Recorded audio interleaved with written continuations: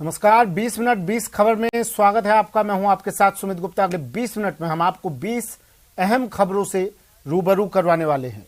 तो चलिए शुरू करते हैं 20 मिनट में 20 खबरों का सिलसिला। फ्रांस और अर्जेंटीना के बीच खेले गए फीफा वर्ल्ड कप फाइनल में अर्जेंटीना ने कड़े मुकाबले में जीत दर्ज की। अर्जेंटीना को 36 साल बाद फीफा वर्ल्ड कप में जीत मिली है। इसी के साथ लियोनेल मेसी का अपनी टीम को विश्व कप दिलाने का सपना भी पूरा हो गया। भारत में भी मेसी के करोड़ों फैंस हैं जो अर्जेंटीना की जीत से काफी खुश हैं। आपके टीवी स्क्रीन पर नजर आ रही तस्वीरें केरल के तिरुवनंतपुरम की हैं, जहां लोगों ने सड़कों पर उतरकर अर्जेंटीना की जीत का जश्न मनाया।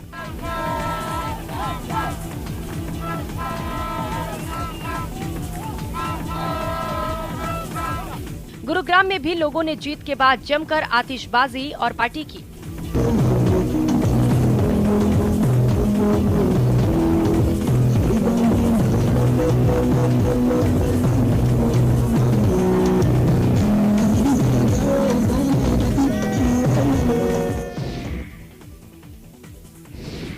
छत्तीसगढ़ के धमतरी में साग सब्जी उगाने वाले किसानों के खेतों में भरपूर उपज हो रही है। खास तौर पर टमाटर की फसल खूब लहलहा रही है, लेकिन अब टमाटरों की ताजगी और स्वाद हाथियों को भी न्योता दे रही हैं।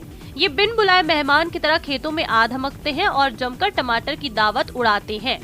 धमतरी के जागोडीह गांव में 4 दिनों से लगातार एक हाथी टमाटर खाने आ रहा है।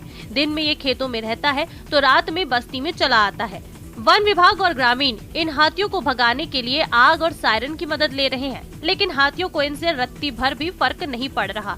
ऐसे में हाथी के सामने सभी बेबस और लाचार नजर आ रहे हैं। वैसे राहत की बात तो ये है कि जिन किसानों की फसल हाथी के कारण खराब हो रही है, उन्हें मुआवजा दिया जा रहा है।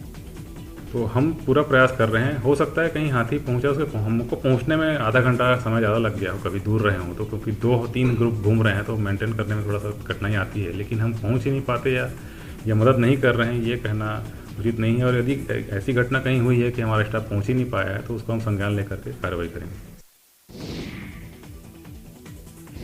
कूनो नेशनल पार्क के चीते रफ्तार में हवा को भी मात दे रही हैं। 17 सितंबर को अफ्रीकी देश नामीबिया से मध्य प्रदेश के राष्ट्रीय कूनो अभ्यारण्य लाए गए 8 चीते बड़े बाड़े में स्ट्रेस फ्री महसूस कर रहे हैं। वो हर 3-4 दिन में चीतल और नीलगाय का शिकार करके पसंदीदा खाना खा रहे हैं।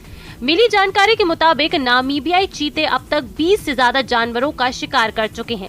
अब इन सभी 8 चीतों को 2 महीने के भीतर खुले जंगल में छोड़ने की तैयारी की जा रही है। नामीबिया से 8 चीतों की राष्ट्रीय कूनो अभ्यारण्य में सफल शिफ्टिंग के बाद अब यहां से 12 और चीते लाने की तैयारी की जा रही है। उम्मीद जताई जा रही है कि 10 जनवरी तक दक्षिण अफ्रीका से 12 चीतों को भी यहां शिफ्ट कर दिया जाएगा।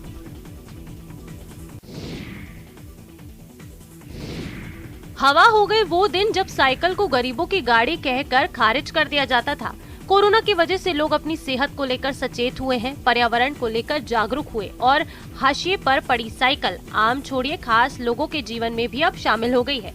केंद्रीय स्वास्थ्य और परिवार कल्याण मंत्री डॉक्टर मनसुख मांडविया ने लोगों से साइकिल का उपयोग करने का आग्रह किया है।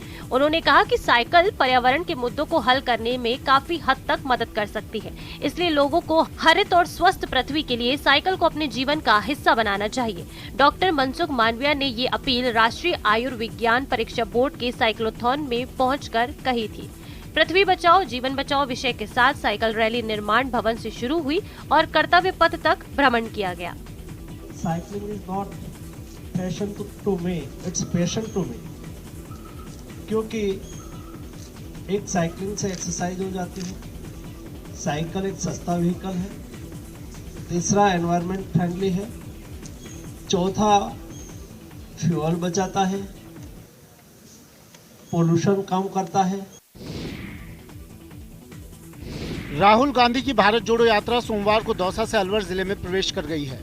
5 दिन दौसा जिले में रहने के बाद राजगढ़ से अलवर में एंटर हुई। अलवर सीमा पर राहुल गांधी के स्वागत के लिए रेड कारपेट बिछाया गया था। सोमवार को यात्रा केवल सुबह के फेज में ही चली और 13 किलोमीटर का सफर तय किया। राहुल गांधी की भारत जोड़ो यात्रा का आज राजस्थान में 15वां दिन है। अब यात्रा दौसा जिले को क्रॉस करके अलवर जिले में प्रवेश कर चुकी है और अब अगले 2 दिन यात्रा अलवर जिले में रहेगी। तस्वीरों में आप देख सकते हैं राहुल गांधी की यात्रा ठीक 6 बजे शुरू हुई। शुरुआत के अंदर मुख्यमंत्री अशोक गहलोत, सचिन पायलट, पीसीसी चीफ गोविंद सिंह डोटासरा, कृष्णा पूनिया, विधायक दिव्या मदेरना सहित तमाम जो लोग उनके साथ चल रहे थे, मंत्री हेमाराम चौधरी हो, विजेंद्र ओला हो, वो भी आज सुबह से ही यात्रा के साथ लगातार चल रहे हैं। राजस्थान में यात्रा का 15वां दिन है और पहली बार राहुल की कोई जनसभा रखी गई है। ओवरऑल देखा जाए तो सोमवार को भारत जोड़ो यात्रा के 103 दिन हो चुके हैं। संयम जी बहुत अच्छे। ये संयम जी पता है कौन है? इनको बनाया गया राजनीतिक सलाहकार, प्रधानमंत्री के पक्ष में खड़ा हो। पिंक सिटी के अल्बर्ट हॉल में कवि कुमार विश्वास और उनकी टीम ने काव्य पाठ और कविताओं की शानदार प्रस्तुतियों से गुलाबी सर्द शाम में गर्माहट भर दी, शहरवासियों को मंत्रमुग्ध कर दिया। विनीत यार यही अच्छा लग रहा है, बता तरस गए थे इतनी जनता देख रही है, क्या कोरोना ने हाल किया था हमारा। और घर से बोले साहब वर्चुअल कवि सम्मेलन करो, अब मजा ही नहीं आता घर पे। ऐसे कैसे पढ़ो जब तक दाद ना उठे, ताली ना उठे, तब तक क्या मजा। मैं तो सौम्या जी रात को 2 बजे अपनी बालकनी में कविता पढ़ता था, मेरा कुत्ता मुंह उठा के देखता था कि क्या कर रहा है। फिर मैंने उसको समझाया बेटा ऐसे कर करके ही तेरी पेडिग्री लाता हूं मैं। आश्चर्य मत कर, वर्चुअल में थोड़ी मजा आता है। वर्क फ्रॉम होम क्या मतलब है? अब तो corona he work from home कर रहा है। हाँ चाइना में फैल गया ना। हजारों लोगों की भीड़ के बीच में कुमार विश्वास की हर लाइन पर उपस्थित श्रोताओं ने दाद दी। नगर निगम ग्रेटर की ओर से आयोजित समारोह का रविवार को भव्य कार्यक्रम के साथ समापन हुआ। इस अवसर पर आयोजित काव्य सम्मेलन को सुनने के लिए जयपुर वासियों में जबरदस्त क्रेज दिखाई दिया। क्या कहिए उस सिस्टम को जहां अस्पताल में मौत के बाद मरीज का शव एक समस्या बन जाए, सम्मानजनक तरीके से उसे आखिरी विदाई देने की कोई सूरत नजर न आए। बेबसी कैसे कैसे रंग दिखाती है, इसकी एक परेशान करने वाली तस्वीर कोचिंग सिटी से आई है। मानवता को शर्मसार करने वाली, सिस्टम को कटघरे में खड़ा करने वाली ये तस्वीर किसी भी संवेदनशील आदमी को सोचने पर मजबूर कर सकती है। एमबीएस अस्पताल में सहरिया समुदाय से ताल्लुक रखने वाली एक महिला की इलाज के दौरान मौत हो गई, जिसके बाद उसके परिजनों के पास शव ले जाने के पैसे नहीं थे। परिजन रोते बिलखते रहे, लेकिन किसी छोर पर उम्मीद का उजाला नजर नहीं आया। दर्द से सुबकते परिजन शायद ईश्वर से प्रार्थना कर रहे थे, तभी एक मीडिया कर्मी की उन पर नजर पड़ गई। उसने घटना की जानकारी एक सामाजिक संस्था को दी, जिसके बाद शव को घर तक पहुंचाने के लिए एम्बुलेंस की व्यवस्था करवाई गई।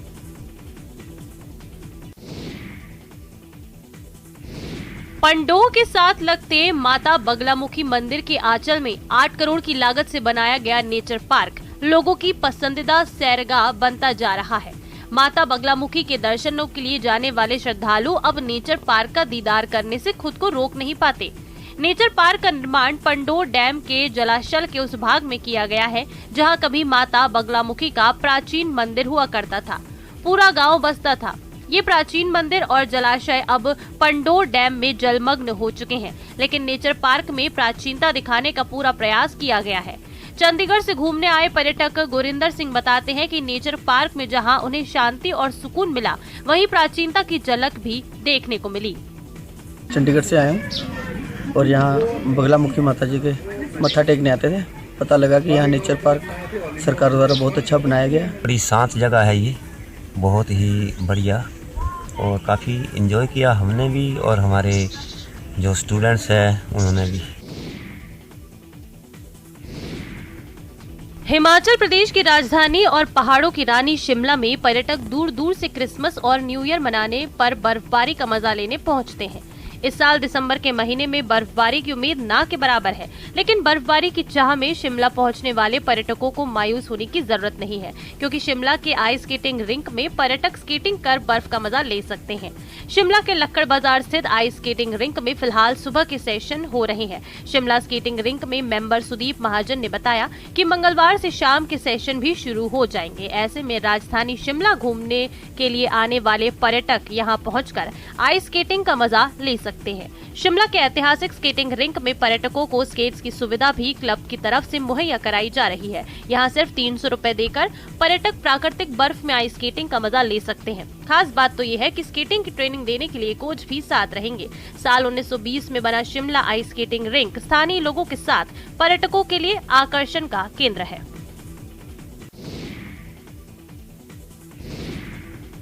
उत्तराखंड में मौसम इन दिनों अपने तेवर दिखा रहा है। प्रदेश में भले ही कई दिनों से बारिश और बर्फबारी न हुई हो, लेकिन तापमान में तेजी से गिरावट आ रही है। पहाड़ी इलाकों में कड़ाके की ठंड के चलते पारा मुसीबत बढ़ा रहा है, तो मैदान में कोहरा परेशानी खड़ा कर रहा है। आपके टीवी स्क्रीन पर नजर आ रही तस्वीरें चमोली की नीति घाटी की है। इन दिनों कड़ाके की ठंड के चलते यहाँ बहने वाले सभी नदी और नाले पूरी तरह से जम चुके हैं। घाटी में रात का तापमान -15 डिग्री तक पहुँच गया है। सड़कों पर पाला जमने से फिसलन हो रही है। इससे वाहन चालकों को परेशानियों का सामना करना पड़ रहा है।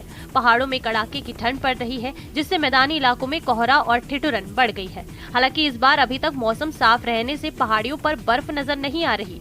सूरज ढलते ही यहाँ ठंड का प्रकोप शुरू हो जाता है और रात को तापमान 0 से काफी नीचे पहुँच जाता है, जिससे सड़कों से लेकर पहाड़ियों पर गिरने वाले झरने जमे हुए हैं।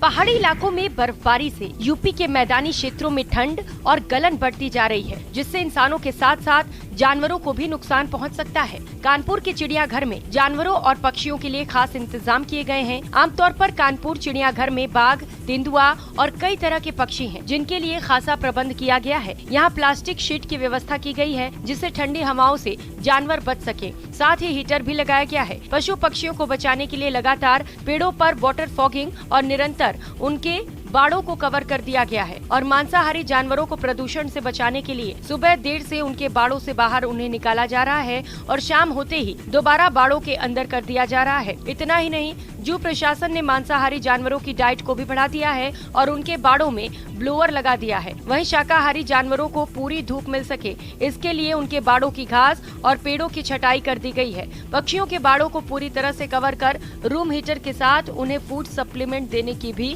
शुरुआत कर दी गई है। समय के साथ बहुत कुछ बदला है। तेजी से विकास ने हमारी लाइफ स्टाइल का नजरिया बदला है, तो खान पान, रहन सहन के तौर तरीकों ने इंसान को अपनी सभ्यता, अपनी संस्कृति से दूर किया है। इसीलिए उत्तराखंड का नैनीताल जिला प्रशासन पुराने दिनों को पर्यटन में लौटाने की योजना बना रहा है। नैनीताल जिला प्रशासन की पहल पर जिले के 4 गाँव में मड हाउस टूरिज्म शुरू करने की योजना पर काम शुरू हो गया है। गांव में मिट्टी के घर तैयार किए जाएंगे तो टूरिस्टों को पहाड़ी खान पान का भी स्वाद मिलेगा। सीमेंट, ईंट, रोड़ा से बिल्कुल अलग भूकंप रोधी इन घरों में बीते दिनों की यादों को लौटाने की पहल की जा रही है। हालांकि जिला प्रशासन इन मड हाउसों के साथ खेती बागवानी को भी जोड़ने पर काम कर रहा है। मड हाउस का जो कॉन्सेप्ट प्रशासन, जिला प्रशासन लेके आ रहा है, वो अच्छा तो है ही टूरिज्म की दृष्टि से। टूरिज्म में इसके फायदे भी हैं, क्योंकि हमारे यहाँ लोकल मिट्टी के घर जो पुराने पहले रहने के लिए होते थे, वही आप टूरिज्म वालों को मिलेंगे, आने वाले लोगों को, तो वो बहुत अच्छी चीज़ है। उत्तराखंड शिक्षा विभाग अब राज्य के आंदोलनकारियों के इतिहास को स्कूली सिलेबस में शामिल करने में जुटा है, ताकि अगले सेशन से आंदोलनकारियों का इतिहास पढ़ाया जा सके। कमेटी ने प्रदेश के उन अनछुए पहलुओं को भी सिलेबस में जगह देने का मन बनाया है, जिससे आज भी आम जनता अनजान है। शिक्षा विभाग का कहना है, न सिर्फ राज्य के आंदोलनकारियों बल्कि प्रदेश के सामान्य ज्ञान पर भी कमेटी काम कर रही है, ताकि आमजन राज्य और राज्य के आंदोलन का इतिहास समझ सके। राज्य स्थापना दिवस पर माननीय मुख्यमंत्री जी द्वारा घोषणा की गई थी कि जो हमारे उत्तराखंड राज्य के आंदोलन का इतिहास है उसको पाठ्यक्रम में शामिल किया जाए। इसके अलावा जो हमारे प्रदेश का सामान्य इतिहास है उसमें ऐसे बहुत से तथ्य हैं जिनको पाठ्यक्रम में शामिल करना है। तो दोनों तरह के इतिहास के लेखन के लिए हम लोगों ने निर्णय लिया है। हालांकि कमेटी में राज्य के आंदोलनकारियों की किसी भी प्रतिनिधि को जगह नहीं मिलने पर राज्य आंदोलनकारी मंच नाराज है।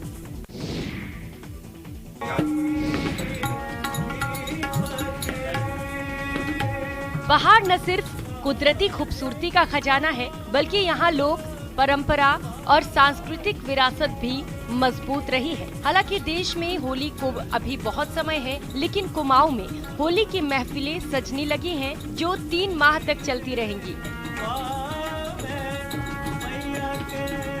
जी हाँ, 3 माह तक होलियार ऐसे ही रंगे नजर आएंगे। युवाओं का जोश भी देखते ही बन रहा। नए होलियार हारमोनियम की धुन और तबले की थाप पर सुरों का ऐसा संगीत दे रहे हैं कि बड़े और पुराने होलियार भी इनके रागों में जोड़ लगाने को मजबूर हैं। पर वो बचपन से होली गाता है तो हमने उसको देखा है गाते हुए। गुरुजनों को जैसे चमियाल सर जी, सतीश सर जी, मिथिलेश सर जी, इनको हमने बचपन से देखा है गाते, तो हमें भी उस चीज़ का अनुभव हुआ गाने का, हमने सीखा बचपन से। रामलीला से भी मंचन रहा जुड़ाव, तो होली में भी हमारा मंचन सर लोगों के साथ लगा रहता है। जो हमारी जो परंपराएं हैं उसको जीवित रखना जो है राम सेवक सभा का उद्देश्य है, क्योंकि पूस का जो रविवार है, अब जो है देखिए, जो पहले जो था मनोरंजन के साधन कम थे, तो लोग जो है जब ये शीतकालीन जो होता है, इसमें जो है लोग जो है किस तरीके से अपने को इंटरटेनमेंट करें, ये उसी का रूप है। ओडिशा की राजधानी भुवनेश्वर में 2 दिनों के लुभावने नृत्य प्रदर्शन के बाद मयूरभंज छाऊ नटकी का राष्ट्रीय महोत्सव संपन्न हो गया।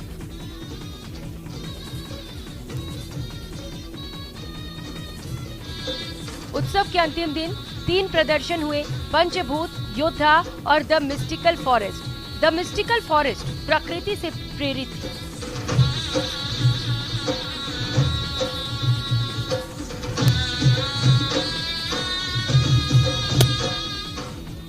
दरअसल हमारे पर्यावरण की देखभाल करना हमारी आजीविका को सुरक्षित रखने के लिए सर्वश्रेष्ठ है। अगर हम अपने पर्यावरण का ध्यान नहीं रखेंगे तो धीरे धीरे हमारे जंगल खत्म होने लगेंगे और एक दिन इंसानों के लिए महत्वपूर्ण प्राकृतिक संसाधन भी खत्म हो जाएंगे।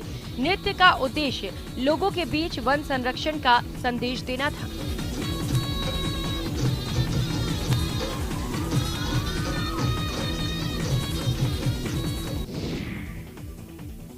लखनऊ के अवध गर्ल्स डिग्री कॉलेज के हैप्पीनेस क्लब ने एक दोस्त बॉक्स तैयार किया है, जिसके जरिए छात्राएं अपने विचारों और समस्याओं का आदान प्रदान कर सकती हैं। ये कॉलेज में पढ़ने वाली छात्राओं के मानसिक और शारीरिक मुद्दों से निपटने के लिए किया जा रहा है।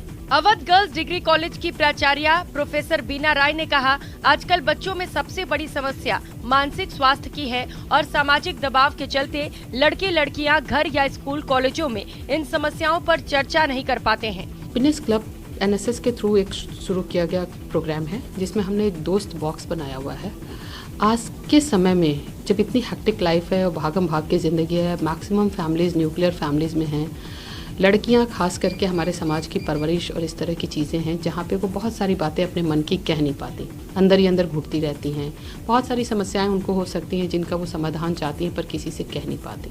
इस समस्या के समाधान के लिए अवध गर्ल्स डिग्री कॉलेज में हैप्पीनेस क्लब के तहत दोस्त बॉक्स की शुरुआत की गई। ये पेटी एक सुझाव पेटी की तरह है, जिसमें विद्यार्थी अपनी समस्या की एक पर्ची रख सकते हैं और साथ ही अपनी पहचान गोपनीय रख सकते हैं। प्रत्येक गुरुवार को पेटी खोलकर समस्याओं की जांच की जाती है। इस संबंध में कॉलेज में विशेष सत्र आयोजित किया जाएगा, जिसमें विशेषज्ञ काउंसलर और डॉक्टर मौजूद रहेंगे।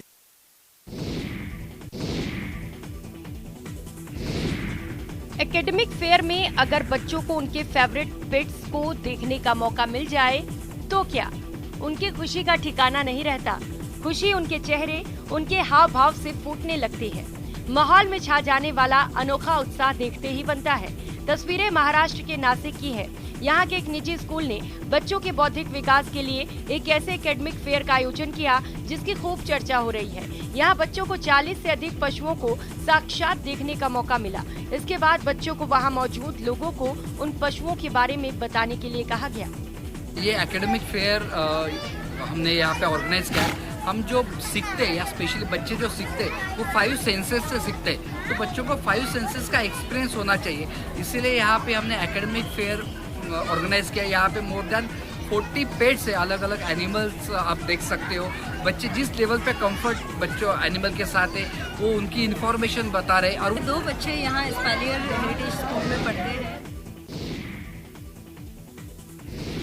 अभी तक आपने कैदियों को ही जंजीरों में जकड़े देखा होगा, लेकिन आज हम जो दिखाने जा रहे हैं वो आपको चौंका देगा। छत्तीसगढ़ के मरवाही विधानसभा के बीहड़ जंगलों में भगवान को जंजीरों में कैद कर दिया गया है। दरअसल पूरा मामला मरवाही विधानसभा के ग्राम गोड़ा, जो छोटा सा आदिवासी ग्राम है, वहाँ का है।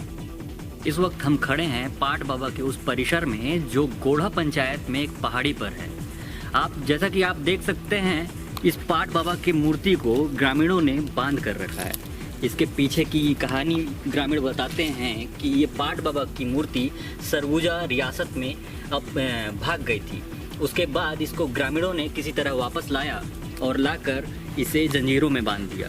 बताया जाता है कि ये पाट बाबा को ना बांधने पर ये पाट बाबा इस पहाड़ी में कभी उस किनारे दिखाई देते थे, कभी इस किनारे, जिसके बाद इसको बांध कर रखा गया है। और यहाँ के लोगों की आस्था इस पाट बाबा से बहुत ही गहरे तरीके से जुड़ी हुई है। अगर हम पूछें कि जायका बढ़ाने वाली इमली क्या गला भी ठीक कर सकती है, तो मुमकिन है कि आप सवाल को ही खारिज कर दें। लेकिन एमपी के ग्वालियर का तानसेन मकबरा आपको सोचने पर मजबूर कर देगा। इसके पास लगा इमली का पेड़ संगीत प्रेमियों के लिए गला सुरीला करने वाली किसी जड़ी बूटी से कम नहीं है। कहते हैं कि तानसेन इसी पेड़ के नीचे बैठकर संगीत का रियाज करते थे और ध्रुपद के राग सुनाते थे। बाद में कई गायकों ने इसी इमली के पत्ते खाए और संगीत की दुनिया में नाम कमाया। केएल सहगल, पंकज उदास सहित कई गायकों ने तानसेन मकबरे पर लगे इमली के पत्ते खाए हैं। बताते हैं कि पहले इस जगह पर बड़ा पेड़ था, उसकी पत्तियां तो क्या, छाल और जड़ों को भी लोग अपने साथ ले गए। कई 100 साल पुराना पेड़ जब सूख कर खत्म हो गया तो यहाँ आने वाले संगीत प्रेमियों को निराशा होने लगी। लिहाजा इस स्थान पर इमली के पेड़ को फिर से जिंदा किया गया। आज दूर दूर से संगीत प्रेमी यहाँ आते हैं और इमली के पत्तों को तानसेन का प्रसाद मानकर साथ ले जाते हैं।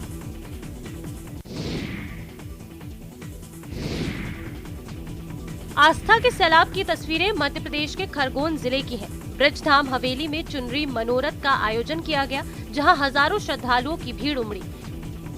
1008 चुनरियों से यमुना जी का भव्य चुनरी मनोरथ किया गया।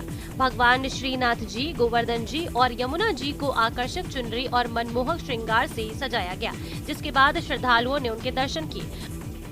बड़ी संख्या में महिलाएं भी कार्यक्रम में नजर आई। मान्यता है कि चुनरी मनोरथ में मांगी गई हर मनोकामना पूरी होती है।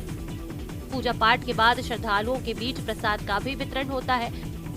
भक्ति धुन पर श्रद्धालु झूमते हुए भी इस दौरान नजर आए। 20 मिनट 20 खबर में आज के लिए इतना ही। दीजिए इजाजत, नमस्कार।